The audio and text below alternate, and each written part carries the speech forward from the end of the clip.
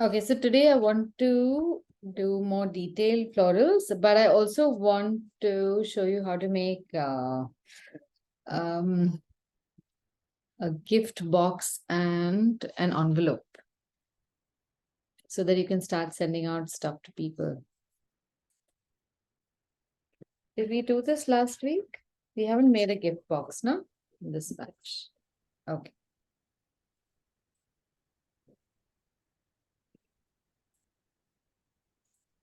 So we'll need some extra paper. If you've got some loose sheets, if you don't, then you can just use a sheet or two from the back of your book because it's the same paper.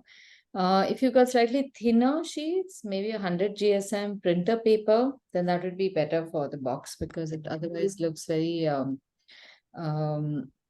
it's the paper is too thick often. A4 size, right? A4 size, yes. So for the box, in fact, if you have an old brown paper bag or something, that'll also be fine. We just need a square. So you can recycle some of your old papers in that, but keep them blank so that we can paint something on it.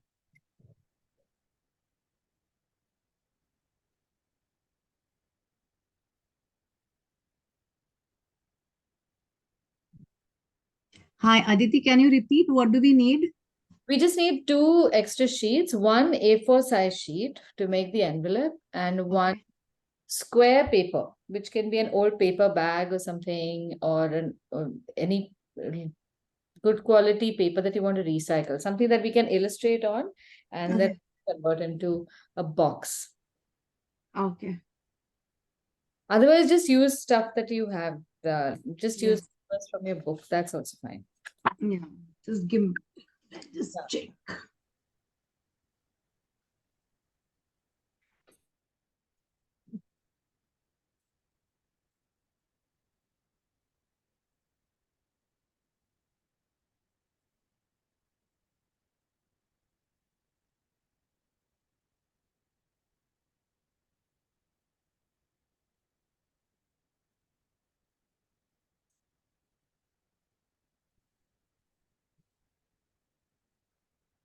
Paper bags like this.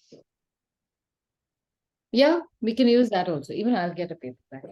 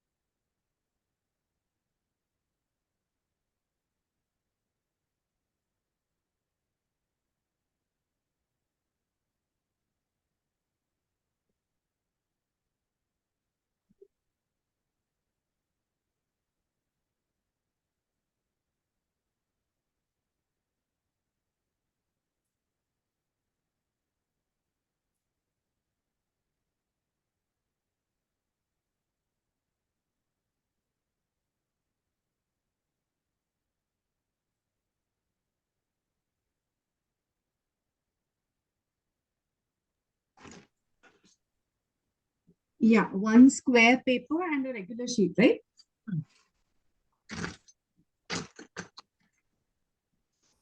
So the paper bag you can open up and so that just becomes a large sheet. Usually there is a seam on the paper. So that can be cut up.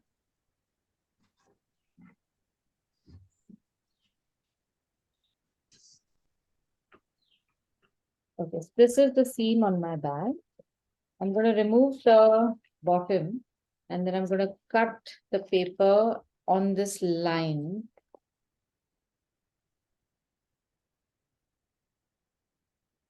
So I just get a large sheet of paper.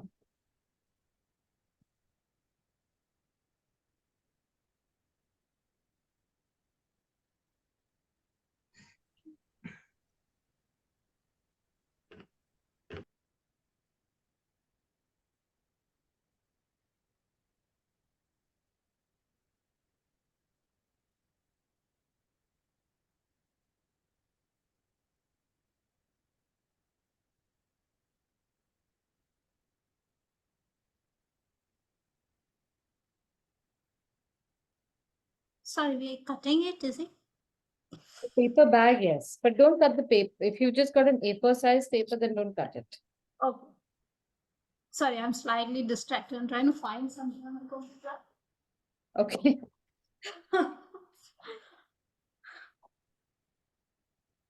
Okay, so I have opened up the bag. Now I just have this hollow. And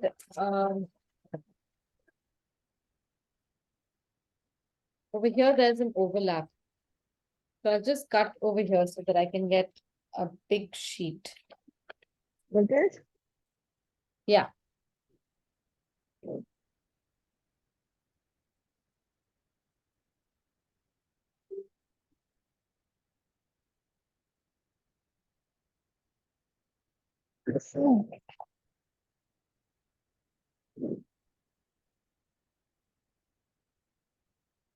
So from this paper, we need to cut two squares. One is a large square and one square is 1 centimeter smaller in length as well as width. So if you get a 20 by 20 square, the other one should be 19 by 19. Now, when you cut it from a paper bag, there's no guarantee that you'll have an absolute straight line. So you can use your spare A4 sheet to make that line. Now, I try to avoid using scales and such because when we start measuring things and all, we generally limit ourselves. But in this particular case, if you feel a scale is going to help just so that you get straight edges, then it's worth using that. Otherwise, normally our papers are pretty straight. So what I would do is just keep one edge of the paper along one side of the bag, get my straight edge. So I'll get my straight edge over here. And then fold it in such a way that I get another straight edge.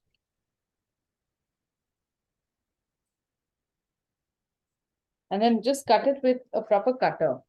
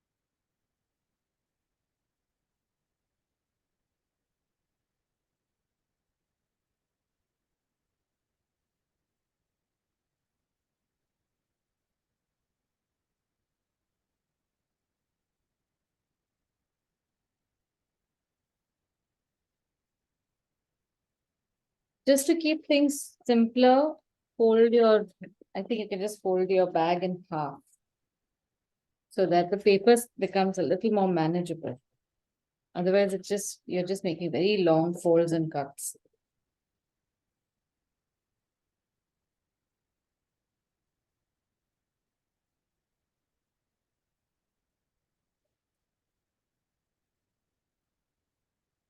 Oh, 1 second.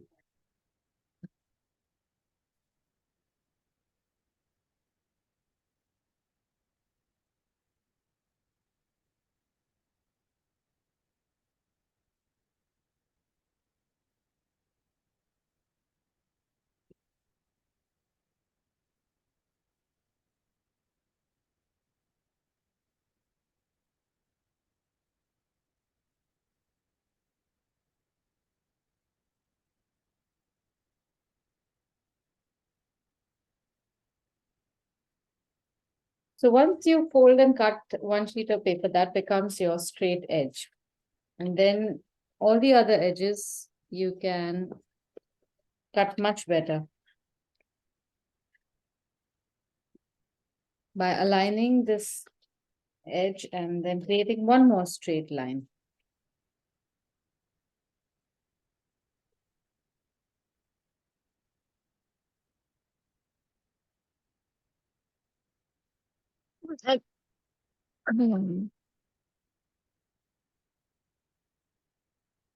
So are we making like A4 size sheets with these brown paper? No, no, not A4. They can be Oh, any square, any square. measurement of a square. One square Oh, will be larger by about a centimeter from in length as well as width. So I have got my right angle over here, and I'm going to just fold this on the corner. Normally, when we do this in white paper, we won't fold it, but here there are so many creases, it won't really matter. yeah. Now this edge, we don't know whether this is absolutely straight, this one.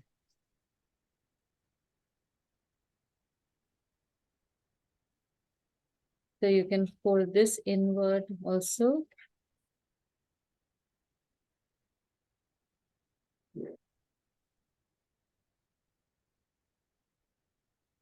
Sorry, I'm now focused. So we're doing two squares Yeah, and one is 1 centimeter smaller than the other. yeah, in length and width. Yeah.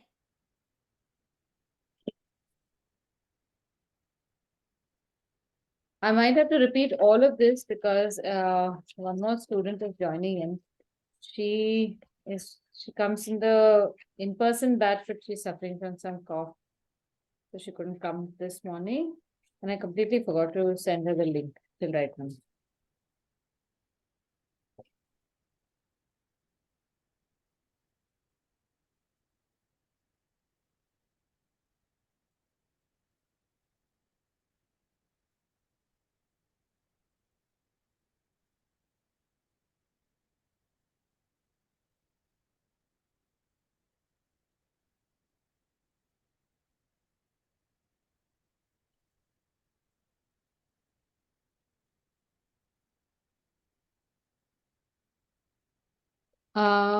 Prachi, is that you? Hi, yes, it's me. Okay, the name is completely different. So I'm Oh, is it some random name or is it Nivan or something? I don't know.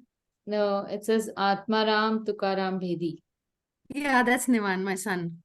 Sorry for that. But is that his self-given name or is that his registered name? It's no. It's a character's name, I think, from that movie. Dekh Bhai Dekho somewhere, some silly Yeah, movie. it's a character name. Laughing for that reason. I was like, wait a Tarak minute. Mehta. He said Tarak Mehta. Tarak Mehta. Oh. Tarak Mehta, I see. Okay, so Prachi, Yeah. we are making gift boxes today. So Oh, now next week also in our in-person class also we'll be making this. So you'll be a step ahead. So we are using brown paper bags and we are cutting squares out of that. 2 squares, any measurement, so long as one is slightly larger and the other one is smaller by about a centimeter or so. So okay. if you have a brown paper bag, just quickly you can get that, and I'll just help you cut up some squares. If you don't have it, you can use printer paper also. You can use your regular drawing paper and cut these squares. So I'm trying to do this without using a scale because and I don't want you to be dependent on a scale to do this. Okay. But since we're running out of time, and I'll show you this next week also. But if you want to, you can quickly measure up with a scale and cut 2 squares Okay. with whatever paper you have. We'll wait for you. No. I'll just quickly see what I have.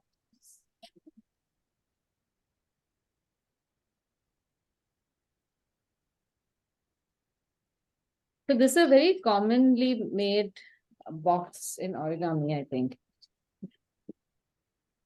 But it's a very nice design because it does not involve glues or cutting other than just the original cut.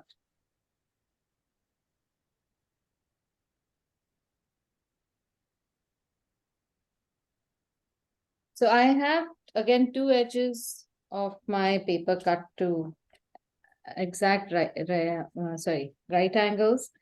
So here now I'm going to fold at a little larger than the original size. It can be about a centimeter larger. We don't need to make it too large. So this is going to be my larger square. So when you're folding this, just make sure that your edges over here are aligned properly. Then you get a nice straight edge. Otherwise, it can, even a millimeter or 2 at the top here can translate to about 3-4 millimeters at the bottom.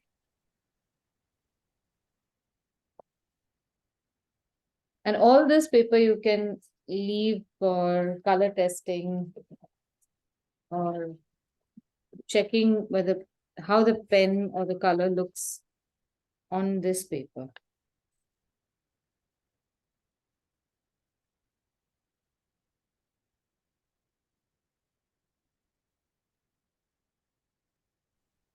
Aditi, Yeah, I don't have brown paper. I have an A3 sized paper. yeah, that's okay. A3 is also fine. So I have to A3 make is fine. A4 is fine. so I have to make a big square and a small square. Yeah, just make one square, it's fine. It's exactly the same design. One square will become the lid and one square will become the base of the box. So if you can just cut up one square out of that paper, that'll do. So this can be of I got- any. This can be, this can be the top. So any you want the square to be of any measurement, or it can be of. Any measurement is fine. Okay.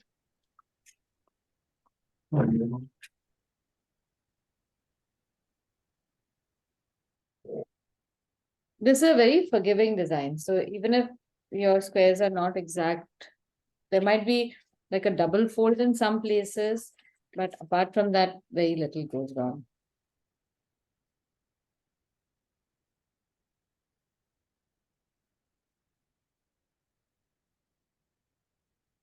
So the square is just a plain square without anything turned inside, right? Yes, I'll make another one for you, which is in plain paper. Have you folded your paper? No. Okay, wait, then I'll show you. So when you're working with white paper, you need not fold across the corner. Okay.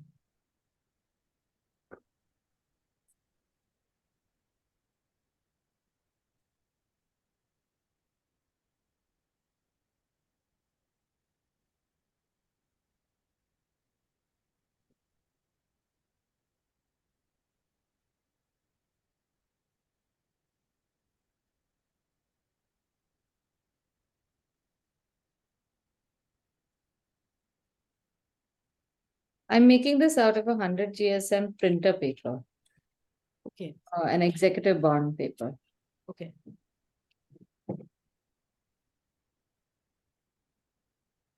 Now,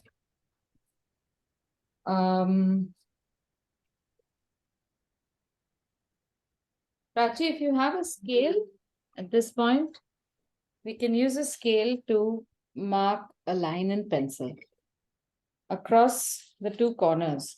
And brown paper, we don't have to do that because we already made a fold. So we don't need a pencil or scale. So the white paper we can't make a fold. Ideally, you shouldn't because the paper is so crumpled, we've made a fold. But in white Oh. paper, avoid it because then this fold will come on top of your box.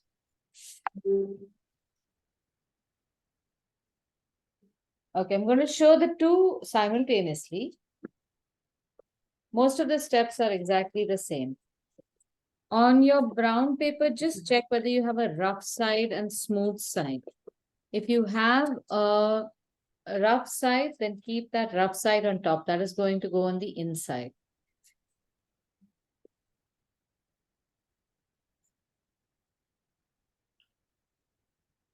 Okay, you will fold. Are we making both brown and white paper boxes? No, I'm showing white paper for Prachi. Okay.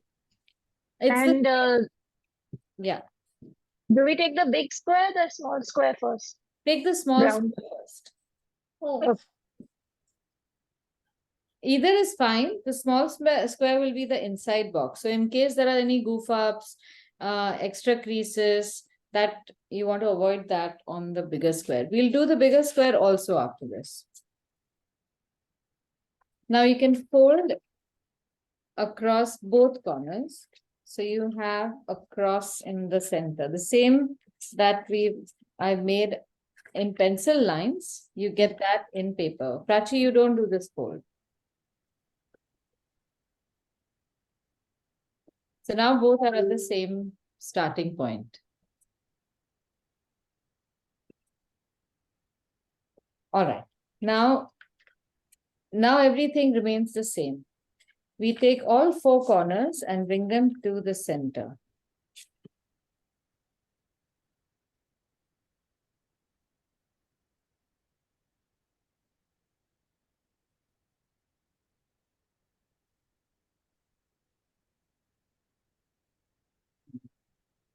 A slight measurement issue. So mine is going to have a different fold here. So in all these cases, remember that the crease and the fold are the important markers. If you notice here carefully, I have this little edge coming outward because my one edge was not a square. So I'm putting the fold on the crease. This is going to fold in and create some nuisance, but I'll be able to bear that. But these crease lines should be aligned. Same thing is going to happen here as well.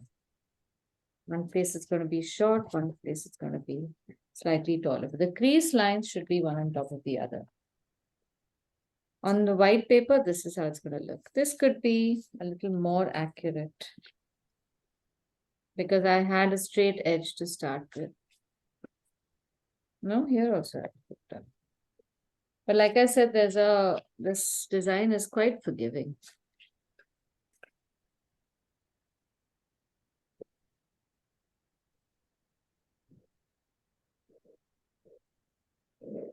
Now, since you might not have made this box before, at this point, open up these folds and on each of these four flaps, you will see the paper line and one crease where you make a dot. And on the brown paper, this thing will be two creases intersecting, but you need to know which those creases are. So use a pencil or a pen to mark the dot where you've just made this crease. So there's no confusion. Okay, this is the point where we make the crease, the intersection between the line and the crease, and intersection between the first crease and the second crease. Now from each corner, you will take the flap and go across the center to this dot now. Earlier we went all the way to the corner, now we go only to this dot. And we are getting a third round of creases here. Can you do that again? Yeah, we have to do this from all sides. This is flap, and we go to the dot on the opposite side. Correct. Okay. In your case, we'll take this and bring it to this Okay. dot. And when you do this, you'll notice that the second crease then lands right on top of the center line, center cross line. Yeah. That's what we want. Yeah.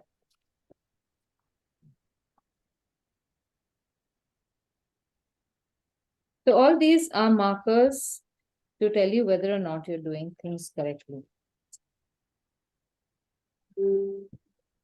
Eventually, you won't need to make those dots.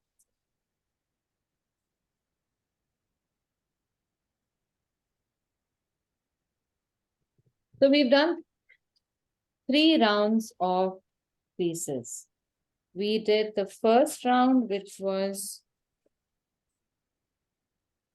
folding the corners. That was 1. Second was this one. And third was this one.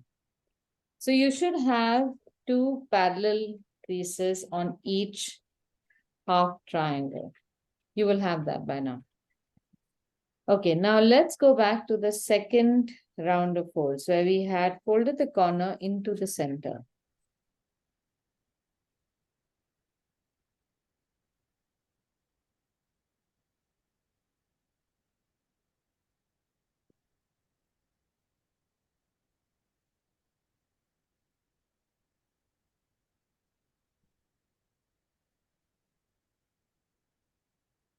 Bring these into the center. Okay, now we will fold this in such a way. We already have a crease here. I'm going to fold this so that I bring this edge to touch the center point, and it will just reinforce the crease that I already have here. So now I get a corresponding crease on the inside. So it's missing in all these, no? That's the crease I get by folding it inside like that. See, this is the crease I want. So I take, now with the folded edge, I'm refolding over here.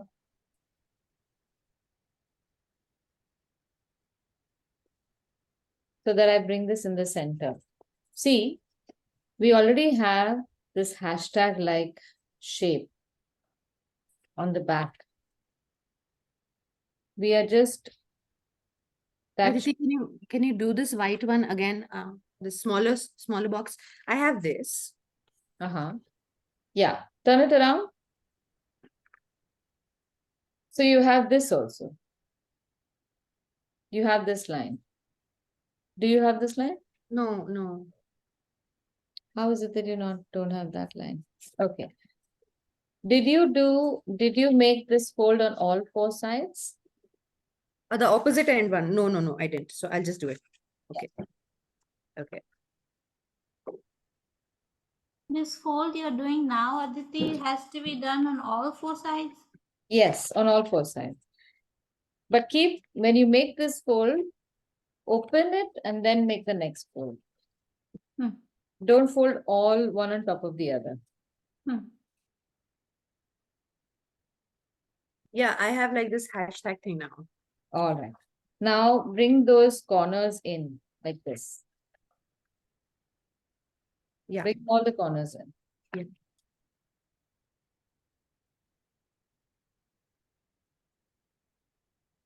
And now take this edge and fold it in. Because you have a crease over here, that folding will be very easy. Yeah. That's all. Yeah. And we have this. Correct. Yeah. And we need that from all 4 sides. Okay. All 4 of these flaps will have tiny flaps and they're nestled inside them.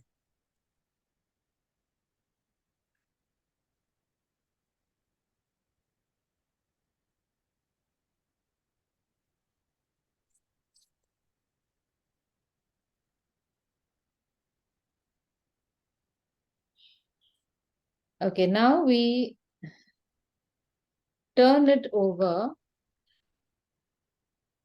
and you'll see squares on the corners. Yeah. So on these squares, we need to make a crease that goes from the center to the corner.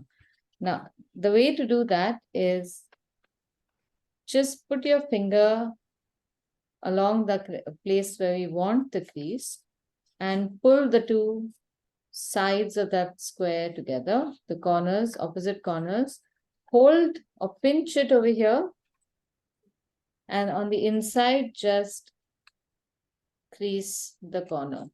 So you get that fold. Like this. Again on all four sides. Yeah, correct.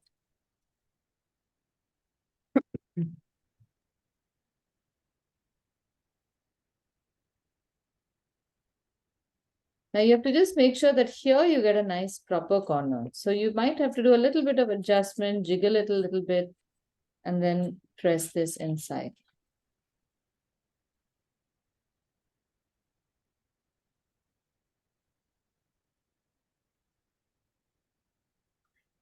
Now you can already see how your box is taking shape. You feel that if you could just paste this up, your box would be ready. But there's no need for pasting. Just do this one also, so you can see better.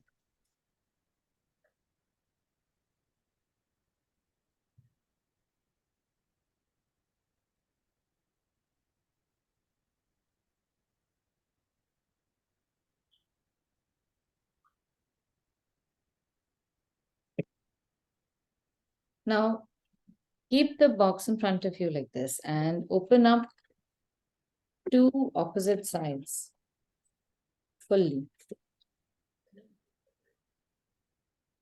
So this will look like a boat. Now, pull in these edges from the side. I just want you to observe this. When I take these edges from the side and I keep my fingers on these corners and pull them inward, this acts like a hinge. And I can pull this in and tuck the opposite end into and over that hinge to create a wall. See, this is the opened out end. This is the corner we just folded. Pull this inward, tuck it in so that those corners almost meet, and take this flap over and press it down so you get a box. Can you do it again, please? Oh, Yeah. you're doing it here. Yeah, I'm doing it again. So does your opened up box look like that? Yeah, keep it down and just check that the two flaps are coming, already they're coming upward. These are inside, these are two flaps coming in. So pull this triangle towards you. And then automatically the opposite side will also start coming close to you. And these triangles sit most comfortably, almost touching each other. When you press them against the opposite edge and fold that flap over those two triangles, and you'll create a wall there.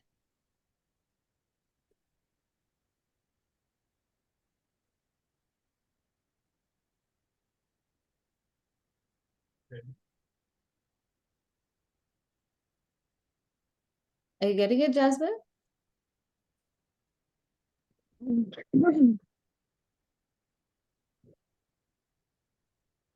Correct. That's it. Now, the brown paper people, you can make the second one that will become the lid on top of this.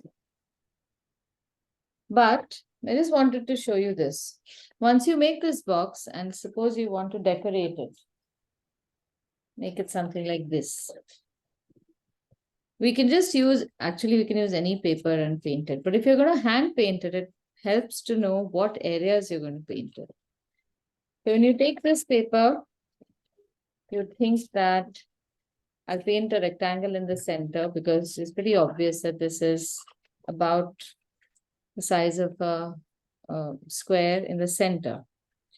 However, it's when you open it up, you realize that that square does not sit like this on the paper, it sits on the diagonal.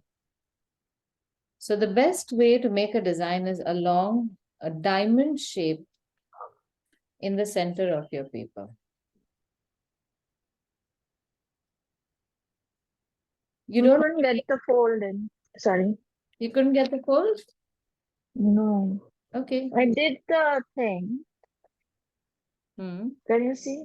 And now, where does the thing go? How does the wall get formed? I'll show you. See if it's like this. Yeah. Yeah. So don't let these go inward. This, what is happening right now is you're pulling this over. This won't come in. You have, Okay, got it. Got it. yeah, okay. It's pretty simple now. The first time can be a little tough. Okay. Varsha, are your squares the same size? One should be bigger. It should go much more easily. They're actually 21 by 21 and 20 by 20. So they should go. Okay, it is going in. It is good. Yeah. Okay, I thought it was squeezing in. No. Okay, so now we can, on a separate sheet of paper, you can either use a larger sheet or a smaller sheet. Aditi, can you do the folding up for the box once more? Like Oh, just I thought you did like it. I made one. No, I did. I did one, but I guess I didn't know that we had to do both. No, you don't have to do both. Wait, you had to just do one. I'm showing you now how to paint on the second one, and then we're going to fold it. Okay. Okay. So the structure, I just wanted to make the first one for you to know that the structure of the box is such that if you want to make a design, it's best to make a design on the diagonal rather than what we might think instinctively is making it in a square format here. So notice how the top of the box is right in the center, but in a diamond shape in the center of your sheet. And the size of the box is about 1/3 the size of your paper. So if you have a 21 by 21 sheet, your box will be about 7 by 7. So depending upon what size box you need, you get a paper that's at least 3 times the size. All this helps when you want to make a box for something specific and you go ahead and use an A4 size paper and then that gift doesn't fit in. All right, now for the second paper, we can now paint some design on this and then make the box out of that. So although I've shared some pictures for today's class, these are pictures I wanted to make for more details of flowers. So I don't know how we can do this. Okay, so we have this peony. We can make peonies. No, forget it. So for box designs, avoid making very complicated designs. We'll just make a few floral patterns here or there. I'll show you how to make some, maybe a simple design.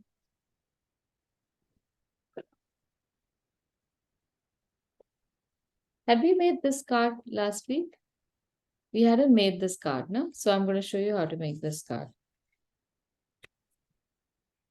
Now on the rough paper that we have, all these edges, I want you to practice on them. Don't waste that paper.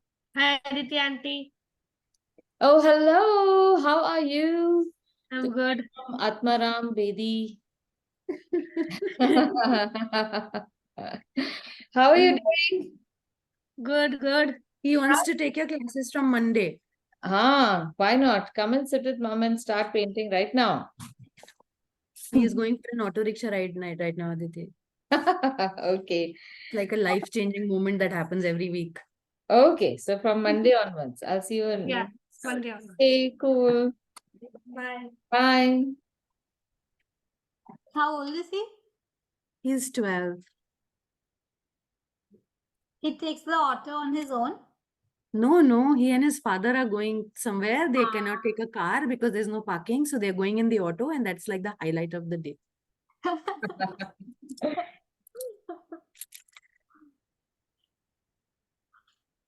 All right. So the floral motif that I'm going to show you is very simple. I want you to just make these marks by pressing a regular round brush. Just press it down and pull it up so that it makes almost like a teardrop shape. And do this in such a way that you make almost like a rosebud or a bud, not even rosebud shape. So the movement I'm doing is this. I'm pressing my brush down and I'm pulling it. And as I'm pulling it, I'm also lifting it so that there's just the tip of my brush that touches the paper in the end. So wherever you press the brush, there's very little paint applied over there. And don't go over it again, because if you try to make this a perfect shape, you'll end up overworking the color. It'll just end up becoming dark. So Aditi, you're working on the rough side of the paper, right? Or the smoother one? I'm working on, my paper has both sides are equally rough. Okay. But what is your box? What is the top of your box? Is it the rough side or smooth side? I think I did the smooth side up. Huh. So then paint on the smooth side. Yeah. Okay. Aditi, I'm not getting the thickness of the stroke that you have. I'm using a number 10. Huh. Okay. So look at how I'm doing it. I'm keeping my brush. It's at an angle. Yeah. Then I touch the paper and I press it down and I make the brush almost flat. And then as I pull it up, it's a very short distance, almost at the, so I'm doing this and I'm pulling it up and bringing it straight out. So pressing it down and pulling it up towards me. So what I'm not doing is this. I'm not dragging it and pulling it up because I'll end up getting a very long stroke. So it's press down and then pull straight up. Something like this. I don't know if you can see it. Yeah, that works. Okay.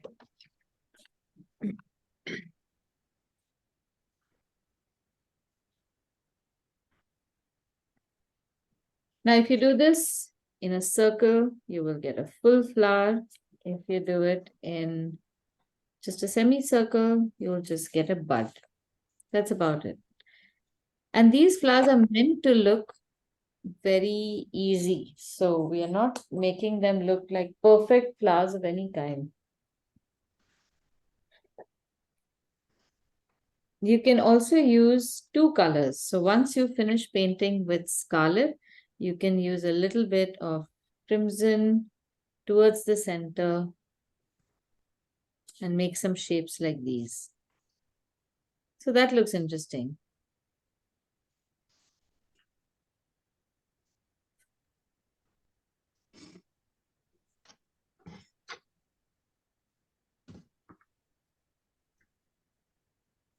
And then if your brush is nice and pointy, you can use the same brush, or if you're not confident of a thin line, use a thinner brush.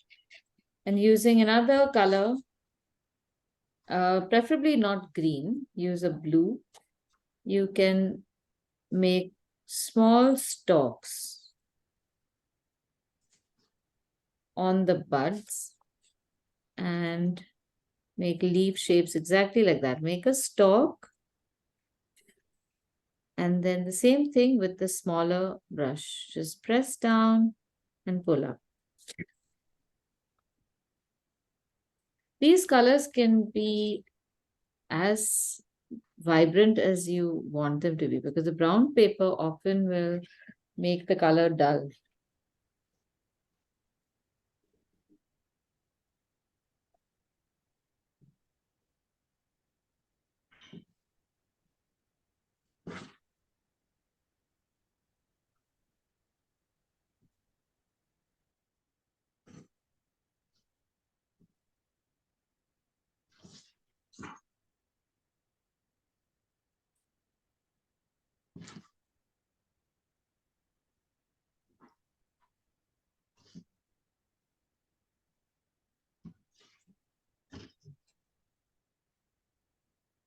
Now, if you're comfortable with that, on the big sheet or the second sheet of paper, you can start making these flowers.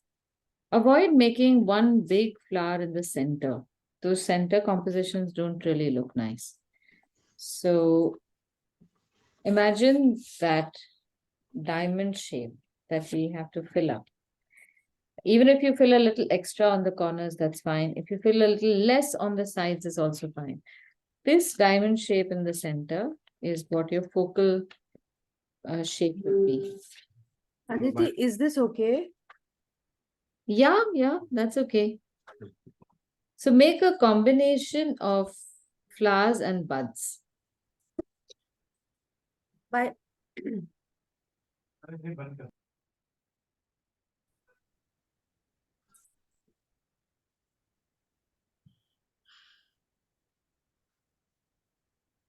Distribute your flowers and buds along the page. You don't have to make all the flowers exactly the same size or with the same number of petals also.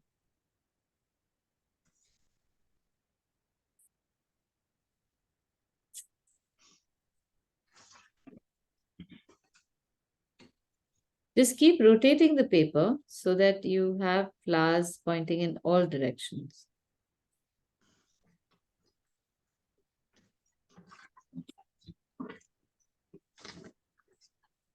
If you use a thinner brush, you might get smaller flowers, which is perfectly fine also. If you're getting, instead of pointed leaves, if you're getting rounded leaves, that's also fine. Those also look really nice, like these.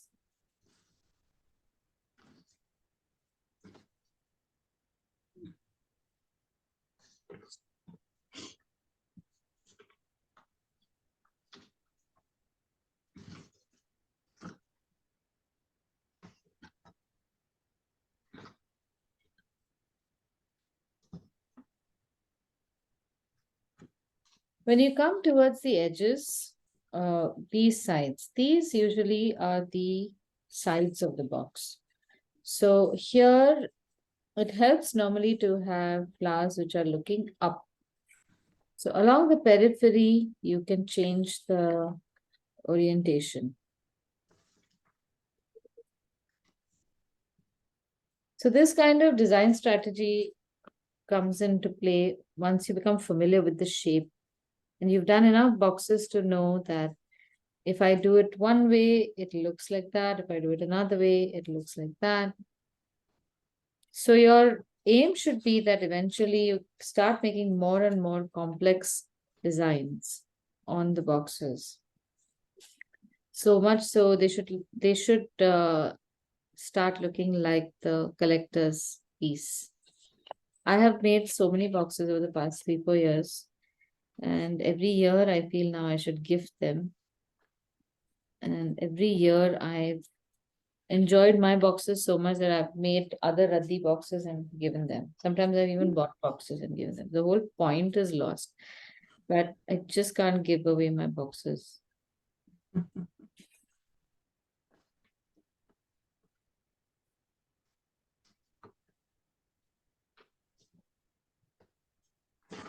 After some of the flowers are done, you can take that deeper color and make a few lines like that along the center of the flower.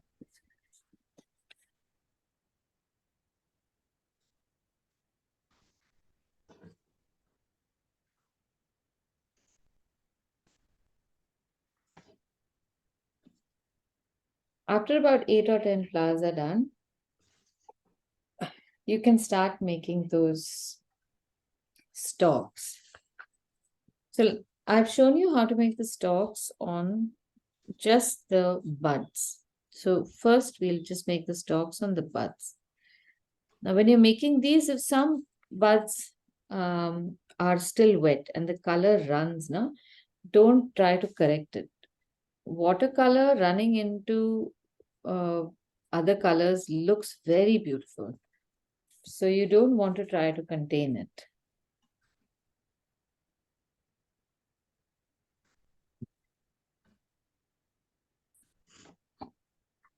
I think sometimes most people are afraid of watercolor because of this, that the expectation is to almost make something as if you're painting by numbers.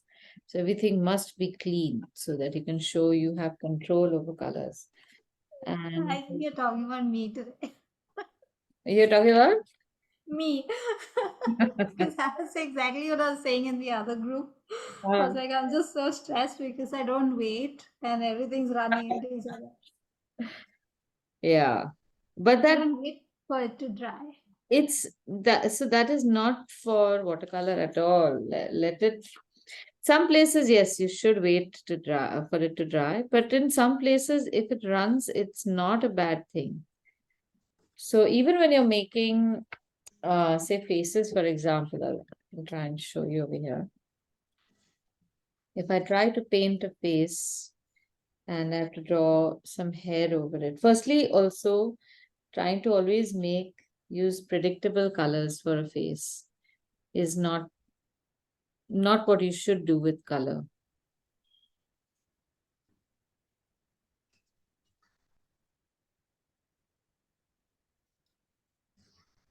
And at this point, if I want to make her hair, instead of going for a regular brown, if you choose red,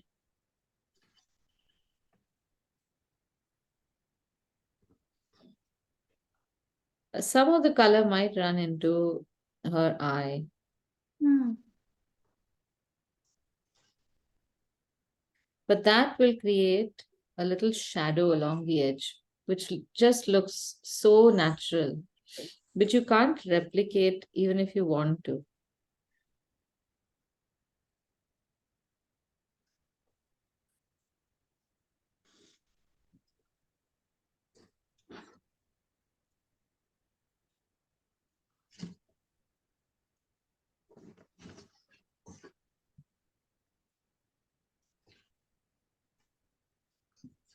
Wow. Already I can see the shadows.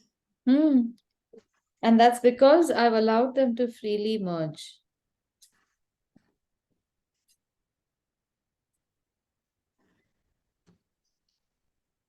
And from here, I can make it or even a realistic face.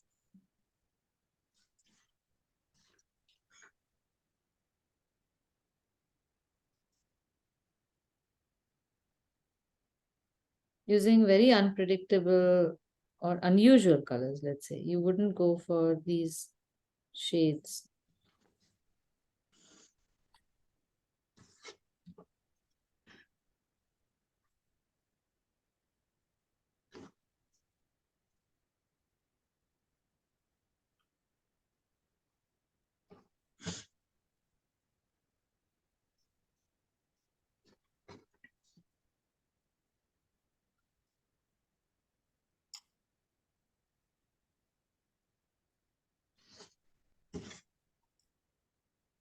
See, there are lots of places that the color has merged in.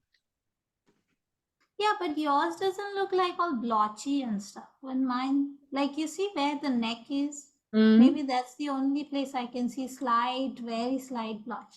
Mine though becomes like a big yucky But looking. do you try to correct it afterwards? Could be. I So, automatically, instinctively yeah. am correcting it. So now when there is a blotch here, I can use it to my advantage, but I can also do something like this. I don't cover it up. I take that color and make it an additional shadow. Hmm. So we need to challenge the idea of this whole what is right and what is wrong with watercolor. That is what makes most people uncomfortable with watercolor. Yeah. And that challenge is not something that you want to, because you don't know how to respond to it. So you don't want to face it. The response is that if colors merge, if something were to happen that you did not want to happen, you have to just let it be, wait. And then you can, after it has dried, you can figure out if there is anything else you can do, but to use it to your advantage. Hmm. All right. Now, after these are done, I have only 2 flowers. In the case of flowers, we don't make stalks like these, but you can make leaves or bunches of leaves coming out of the flowers from between the leaves. So you can make a stalk come out like that and have a pair of leaves. Or you can have a single leaf. Ideally, don't put leaves on opposite ends. Keep them at an angle.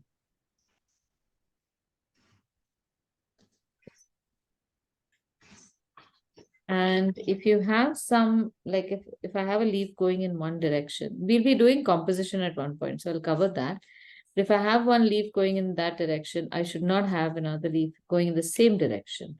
So it almost look as if you are distributing resources to a country. If you have pointed certain resources towards the northeast, then don't give them the same resource again. Then give it to the west or to the east or wherever.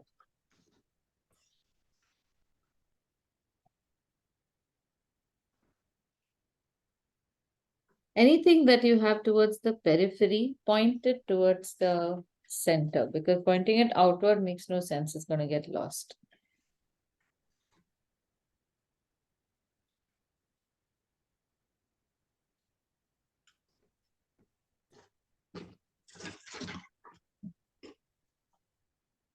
After you've made a certain number of large flowers, you might also consider making a few small flowers in the spaces in between. You can use similar colors. Don't change the colors too much.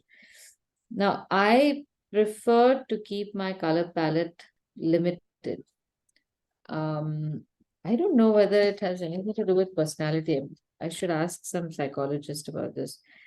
But I don't like parties with lots of people. My limit is 8 because that way I can speak with everyone. If I go to a party with more than 8 people, I just meet the host and leave, or I'll be in one corner with one person for the rest of the party. Maybe it's just an introvert extrovert thing. But in my colors also, it's pretty much the same. I don't even go for 8. I would often stick with mostly warm colors and maybe one cool color, or mostly cool colors and then one warm color. Because I like what the colors do for each other. So I would take, instead of crimson, instead of scarlet again, maybe I can move to crimson to make the smaller flower. But I will definitely not move to purple or something. Hmm. When I'm making the leaves, I would, from these blue, cobalt blue leaves, I might go to cerulean blue, but I'll definitely not go to green. In any case, with red flowers, I rarely use green leaves. I would use blue, and for green leaves, I might make, I don't know, green, so I don't like, so I don't know what to do if I have to use green leaves. Green for leaves. Huh? I use green for leaves. You do? Okay. No, that's I okay. did. But it's such a personal choice. That's what I'm trying to say. Green for leaves is what we've grown up with. So if that is the reason, then I would encourage you to do something else just to see how that looks. The reason why I would advise you to avoid green is because green is such a flashy color that it starts competing with our flowers.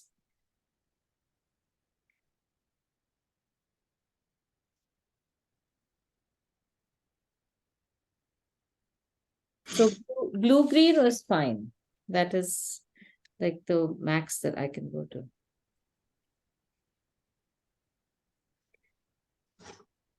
Nonetheless, today we are not worried about color. Are you getting the flowers and the leaves and the petal shapes with that little bit of brush manipulation.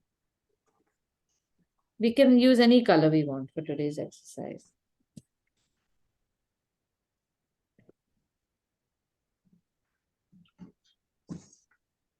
So I try very hard not to influence people's personal color choices, because that is one way you can assert your individual style, the easiest way.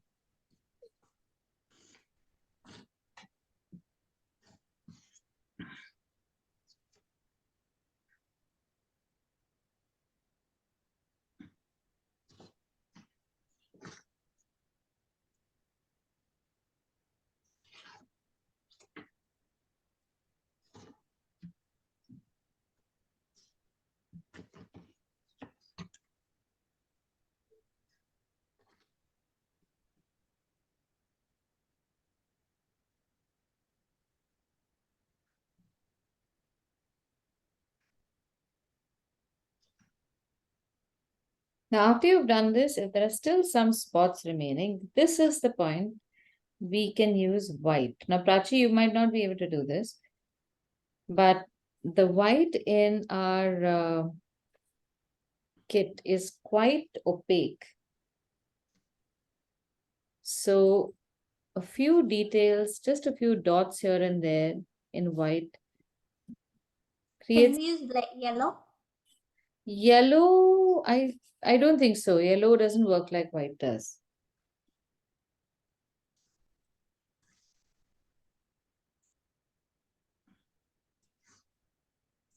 I wouldn't even mind using a brush and doing a little bit of a black spot thing. It might, I don't know.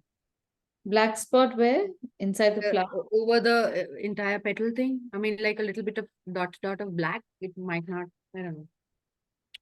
On the flower, you're saying?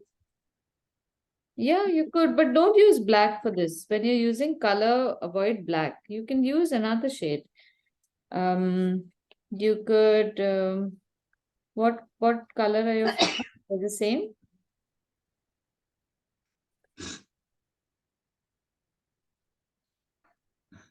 Golden pen. Can we use golden pen? Yeah, you can use. Actually, I've made a big blunder. There is a huge spot of whatever you can see right there. I'm trying to undo a mistake. No, there's no undoing mistakes. Wait. Let me see what you're doing before you try to undo and make a bigger mistake. No, I've made it already. What? Wait, where is the mistake? I can't see it. I also can't see. Okay, wait. You've tried to cover up something. Oh, the water fell or something. Here, That see one? this. What is that? It's a blunder. That No. I'm trying to put white over it. No, what was the blunder but? Yeah, there was a flower that didn't behave the way I wanted it to. So then it went all over. No, doesn't matter. Let it go all over. You make more of the same blunders. So then I've gotten a blunder happening here. Okay, wait. Let me see the second blunder now. See that patch? I don't know. So I can see the patch that you're trying to cover. But Yeah. is there another blunder? No, this is it. Oh, no, it's okay. Now it doesn't matter. But avoid patching up. Can I make it into a thought bubble? No, now don't do anything. Okay, so here's two ways, the way I like to see this or explain it. One is that Alibaba Chalis Chor story, where you know the story in which when the Chalis Chor find out that where Alibaba's house is, and they're going to go and kill him and get their loot back. And Alibaba has this very cross. That one? so the maid who works in the house sees this happen, and she notices that 2 or 3 of these dacoits have come and put a cross outside Alibaba's door, and they are going to go back, and within an hour or so they're going to bring all the chores, and then they're going to attack him and whatnot. So she sees this, and she has about that limited amount of time to do something about it. So now a normal person would say, "Acha, chalo yaar, just get me a bucket of water and I'm going to wash it off." But generally can't wash off oil paint. We are assuming that those Arabs were using oil paint. So what do?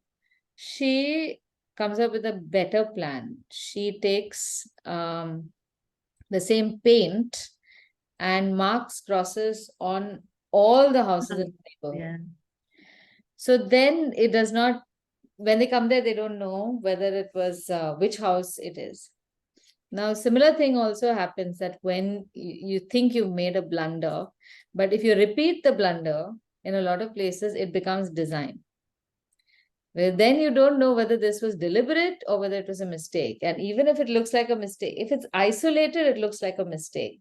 If it happens everywhere, then it looks like a design feature. So there's two ways of looking at it. And it always looks like a blunder to us. It does, because We you are the biggest critic. Aditi's told us every time. So that's why I have to walk away when I make mistakes. Okay, I'm gonna try and paint over it now then, I guess. No, wait, now don't do anything. Let it be. It's all, half of it is going to be folded into the box. So ignore it and add other elements around it. So it just gets covered up. It's like handling teenagers. You have to ignore them. That They is stress true. you out. That's what this is. God, I hate teenagers. No, they can be good also sometimes. Yeah. Sometimes it's a key word there. It's up to us how much our patience allows. True. That is true. I have realized that I have infinite patience because now I'm not going to say anything to my son and I'm going to make him make all the choices in his life, like every day. That's just the moment. Stop talking. He's not even a teenager, but I think what happens, what I found the trick is, the moment you say that you are free to make your own choices, that is the time when they start shitting bricks and they say, okay, now Yeah, then I got myself into, what if I make the wrong choice? yeah. And then they can say, just you tell me, what do you think you would do, or what do you think I should do? And then you can still give them options. Yeah, I know. Then they usually pick up the right option. Okay, I'm Mine is going not ahead. dry yet. Okay, never mind. You know how to make the fold. Otherwise, you can watch the recording again.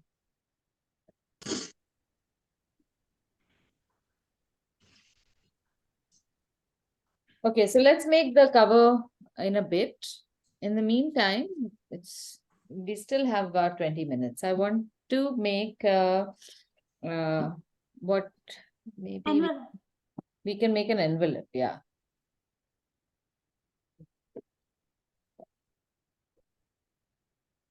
Aditi, are we allowed to tear pages from our drawing book? Yeah, you are allowed to do whatever you wanted with your drawing book. Okay. That I won't check. Good one. This is a drawing book page, na? It's yeah, no, these are loose sheets, but this is Okay. the same thickness as the page from the drawing book. So you can use Okay. one from there. Now again, over here, we'll first make the envelope and then we will paint on it. So in this case now, I want to mark a center, but again, like we did for the box. Now you can see over here, because we marked the box and made this cross mark in pencil, here on top, we don't have the fold marks. But on the other box, when we made the box, it folded up. Sorry. You have that cross on top, this cross on top, which I want to avoid. Same thing with the envelope. You don't, if I make a cross, there will be a line that runs across the front of the envelope. So to avoid that, here's one trick that I use. You roll the paper and you pinch along the edge to mark the center. We need to mark the center. So just the two sides, but not the entire sheet. So you just get a little fold, but you get nice pinches along the corner. Now here again, if you have another sheet, even a printer sheet, it helps to keep it nearby so that you get a right angle fold. Because we need to fold one corner to the center. But when you do this, you might get the corner from here, but you could easily get this line wrong. So I keep something that is right angle. It could be your book also if you want.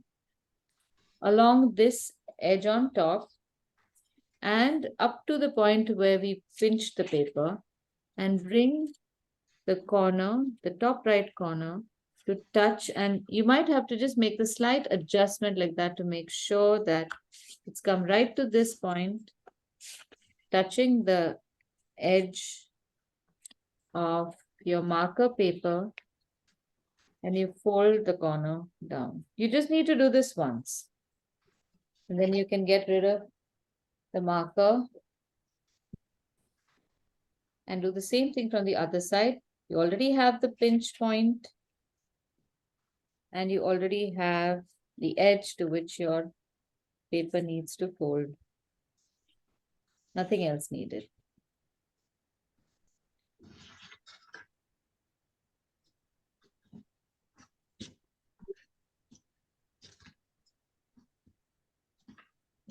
All right. So now this is the shape we have. So for the rest of the folding, if you can just orient your pages like how I have kept it, then it'll become easier to follow instructions. So we've got a vertical edge and a right angle triangle corner on the top right and the bottom left.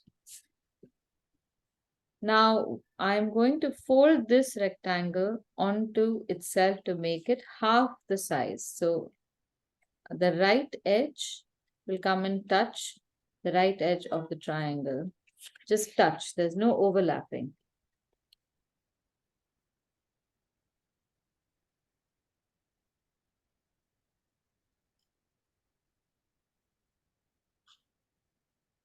So I get this triangular fold over here also.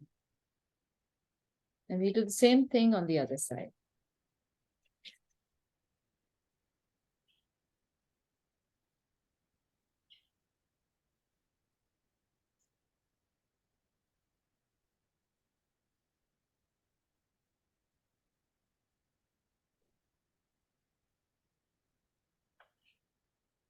Okay, everyone's got this?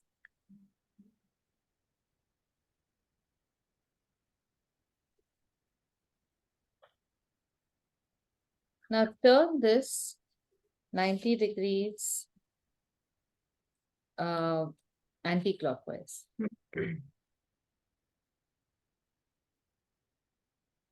So now we've got the horizontal line on top, horizontal edge on top, horizontal edge at the bottom right and top left. Yeah.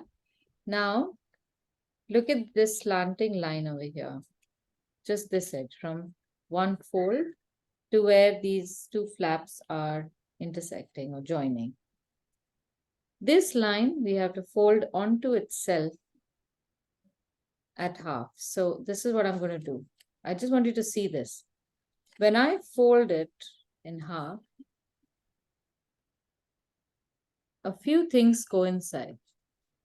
This edge comes and sits right on top of this edge here. It's the same shape and same proportion. And this fold comes and sits right on top of this edge. It just happens automatically. All I need to do is roll over this paper.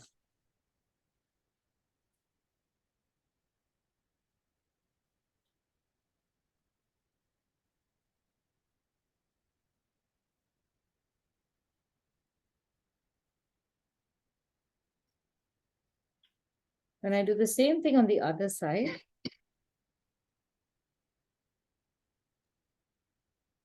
I get a nice closed fold, closed envelope. And the best bit is I can insert this little tip into the corner space and seal this envelope.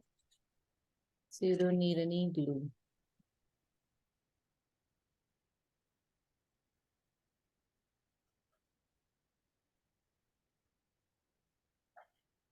Okay, Mm. great. Now you can open this up and you can make a design over here. So say if you want to send this to someone by mail, you have a nice corner to put up a stamp, write your address here, and we can decorate this quite nicely. You can also remember you have to write your own address in the back. So when you open this up, you know what spaces you want to make the design. Aditi, if it's an envelope, then how will we insert anything in this? From where? Like, I mean, Well, this is it. An envelope does not always mean that you have to have one Yeah. flap open. You just keep something in this, all and right. fold it over. So Okay. envelopes Like, used to be made previously, before commercial envelopes were made, all letters were folded in sheets of paper. And in fact, letters would be folded themselves as an envelope. okay. So you didn't need an envelope at all. So envelopes were used only by the elite because paper was not very cheap. Paper was very expensive. So first, let's go back to writing letters itself. 1% of the population of the world was literate. They wrote letters. Often you would only send messages with somebody, not really write letters. You wouldn't write pages and pages. So then the pages that were written often were written between nobility. So historic artifacts that have been found before even the 1600s, 1700s were only letters written amongst royalty or nobility for either letters or proposals or whatnot. Common people did not even know how to read or write. So in those cases, what they did was they folded a letter, and the last fold of the letter, they would put a wax seal. So that once the seal is broken, that was it, you knew it. There wasn't any postal service. So there was any question of putting up a postage stamp and sending it with somebody also. You had to send a messenger, or you had to send a letter with someone who is traveling to that location. So the whole idea of letters and envelopes is very new. When commercial envelopes started being made, they were made in the US sometime in the early 1800s. So that's when they started making envelopes that you could easily open, insert your letter, and shut it. So the idea of envelopes also as individual elements came in much later. So for this, if you're going to make creative envelopes, you can also think about how the envelope can give your message.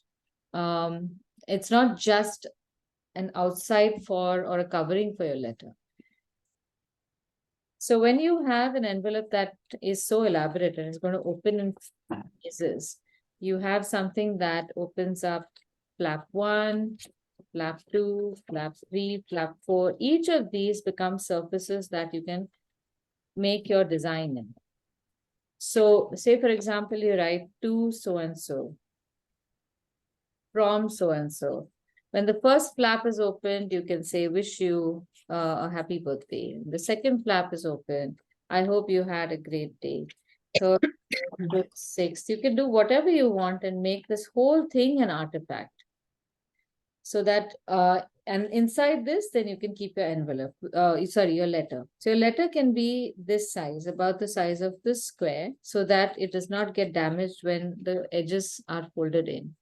Just so much. Or you can keep something sideways or whatever. But this is something that used to be done in the past, but now because we have commercial envelopes, there's no need to do any of this. Grand letters, we used to get those blue color ones. Yeah, the email one. They were letters and envelope on itself. At the same time, now the Indian post office would sell them, Yeah. and you didn't require a stamp also for it because you could just write it, fold it, and then just post it. It had its own stamp. It had its own stamp, yeah. All of them had the denomination of what you wrote. So inland letters had a 5 rupee denomination, 1 Yeah, rupee. yeah. Right? And I remember postcards have 10 paise stamp, and an aerogram used to be 20 rupees or 10 rupees or something. I've written letters on all sorts of papers. Yeah. Yeah. It's like gone now. No, it's not No, gone. it's there. It's I there. am. No, This is no, what no. I'm telling you. Hardly people use it. People don't Now even know. we have to use it. That is why I'm showing you how to Correct. do this. This Diwali, please write letters to people. Message them and ask them for their postal address. Go to the post office, get lovely philately stamps, put the stamp, send it out. The joy is exactly the same, and the letters will be Yes. preserved. They will send out hajar messages or Facebook messages, Happy Diwali, but this one will be sent for sure. Yes, it really is true. I have friends who I constantly send postcards. I make the postcard, I send it. Then once in a while, I'll get a postcard because they're like, oh, you're always sending it. Let me also send you. So they don't make it, but they'll buy it and at least they'll send it to say, oh, we really appreciate, and that makes That me is very happy. great. That is also Yeah. That's very nice. That's very nice. Yeah, so I really, I don't mind that nobody replies back to me. I just like sending because I know they like to receive it. Yeah, receiving it. Yeah, so true. The receiving part. But I'm sending you my internationally, address. there are a bunch of people who are doing this. There are, so I am part of an envelope exchange we do once a year. Shivani, did you join that? There's some postcard or something like that also. We from- had done it before between all of us in the group Yeah. with Susan and So I everyone. started an envelope exchange amongst the different batches also. Yeah. From 2017 share our- onwards, when I taught the letter class, just before Diwali, I would get everyone to make this, and then everyone had to send to at least one person. We can do Yeah. that in the group. So you get, Yeah, we Yeah, have we an should. Excel worksheet actually. yeah. And you can just put the address in there. Like it's all the other, because I used to be in the other class before. Like Friday, Yeah. there were other people. So we Yeah, have so- an Excel, and then you can randomly select anybody also if you want. Yeah, and there I'll are get the link. I'll add people it. who are sending out these letters for people's birthdays and all. Yeah, we put the birthdays and all also there. It's Yeah. very nice. So Yes. you get these really nice cards from, like, at least between us we can send. Yeah, that's a good idea. That's Yeah, very So you are nice. you all I'll on get- the I'll get are you on the art from home group, all of you? I know Prachi isn't. She I wouldn't. am there. I'm there. Okay. There, but yeah. So Shivani, if you could just bring this up again and say one more time, whoever has not put this up, they can write their names on the list, and then we can start sending out again. I'm Yeah. not on that group, so I want to join. So I'll add you to the group. I'll just send the link out. You can join. Okay, so we have 5 minutes now. Shall we fold up your covers, the boxes? Yep. So this is how it has turned out. Okay, let me see. But the color which I started, Oh, nice. This is so pretty. Beautiful. Yeah, so even. the paper had some kind of glaze though in between. Ah, Some areas it was not really sitting well. yeah, that happens. Sometimes it's just Yeah. the grease from our fingers also sometimes. It doesn't. Okay. Yeah. Okay, Are so you folding it? let's fold it one more time. So we did this fold. We've got our center. Now we will fold the corners in.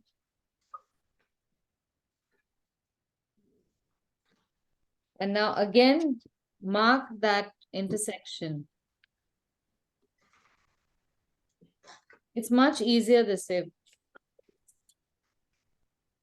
And then fold opposite corners to that intersection.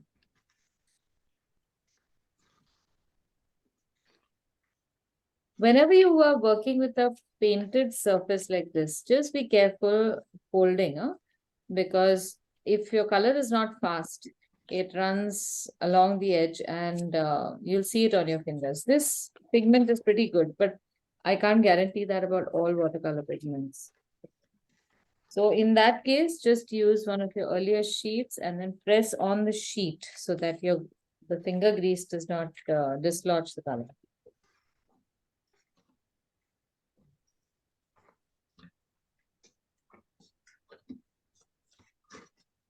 Okay, now fold all the corners right back in.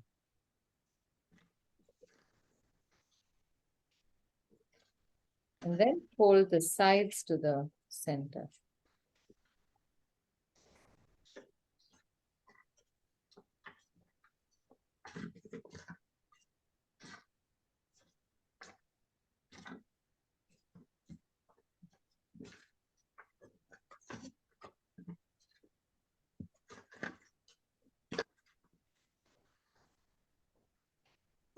Now the corners, this is step 4.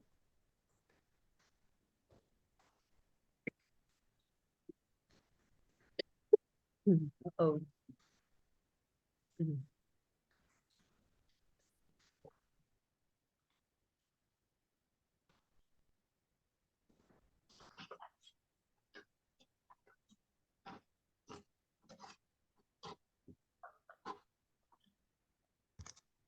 Okay, now open opposite edges, any two opposite edges, corners, and then pull this in. So when you're pulling it in, make sure that you have a nice corner. Both triangles come in properly. I forgot how you lock them. You take the flap over.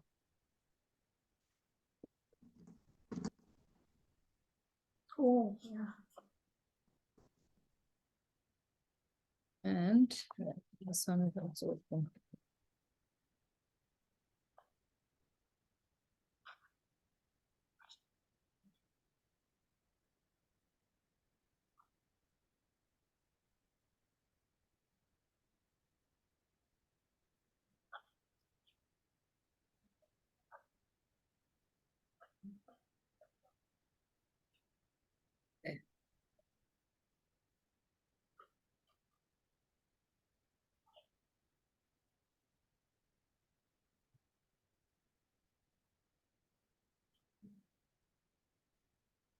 And if you want, you can write a nice message to whoever in the back.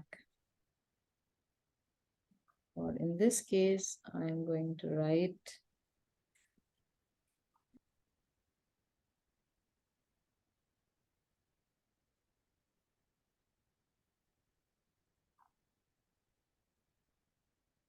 Aditi, yeah. I drew on the box instead of the lid. So now the actual box is painted. Nice. That's okay. I'll They're paint. different, that's why. It's unique. I can't even get my box in to each other. I don't know why. Why? Because it's the same size. Now it's fine. If you've got the measurement right, it should go. Whether you like it or not, Mm. it's going to go. They didn't do a good job with the second one folding. Very difficult to open it. So what would be a nice proportion? So I know it's 1:3 for any of the boxes, but Huh. between the box and the lid, what is a nice proportion of paper to have? I don't understand the question. Like how big should the lid be from the box paper size, in paper size? Okay, so if much of it depends on the thickness of the paper. For Okay. most papers, you can use a 1 centimeter difference. That is Okay. good enough. Okay, 1 centimeter is okay. Yeah. If you use a very thick paper, anyway, you won't be able to make so many folds. But if you use a very thin paper, then that 1 centimeter can be very too much space. So then you can reduce Okay. it. Okay. So a 1 centimeter works very well for 130 GSMR drawing paper.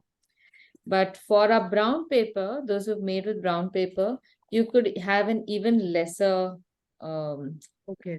difference and it would fit much more Fit. snug.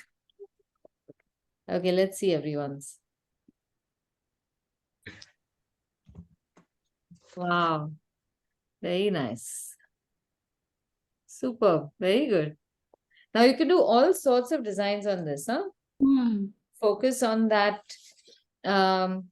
diamond shape and then think about also some clever ideas for the design.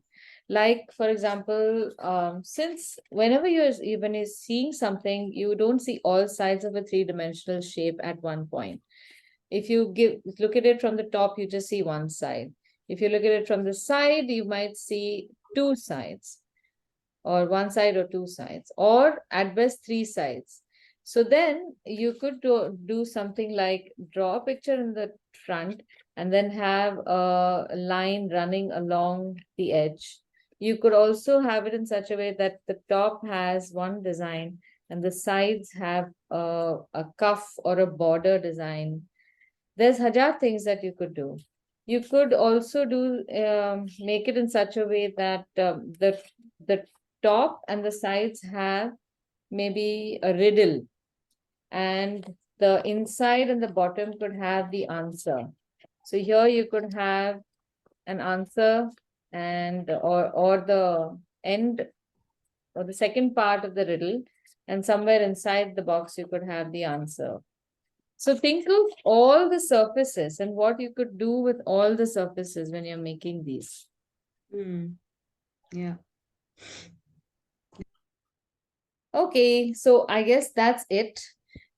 Next week, we will do a more detailed floral illustration, but I wanted to do this today so that you can start making these boxes and mostly the envelopes, and start sending out cards or letters to people, or start writing them and send them out to friends before the holidays so that they can get them on time. And if you are going to send them by mail, I would encourage you to go to the GPO and look for philately stamps.